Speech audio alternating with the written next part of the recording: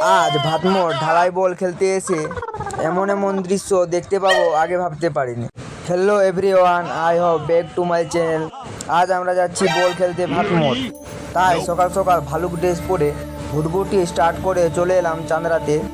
এই কাকার দোকানে মুড়ি ঘুগনি সাটিয়ে দিলাম। জঙ্গলের রাস্তার পথ দিয়ে যেতে যেতে দেখতে পেয়ে গেলাম সন্ন্যাসী মাতা বাবুন বুড়ির থান।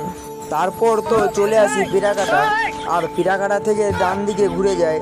তারপর কয়েকটা আজব আজব গ্রাম পেরিয়ে চলে আসি ভাতমোড়।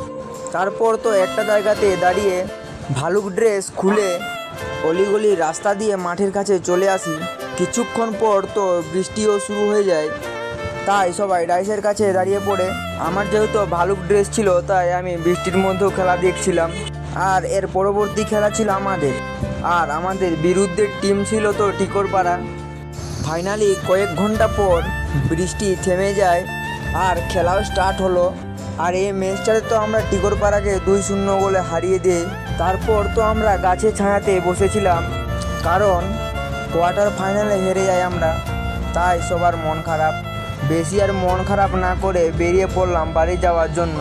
তারপর চলে আসি পেট্রোল পাম্প, 500 টাকার পেট্রোল ভরে চলে আসি চাঁদরার এক মিষ্টি দোকানে, আর রুটি মিষ্টি খেয়ে নিলাম এখানে।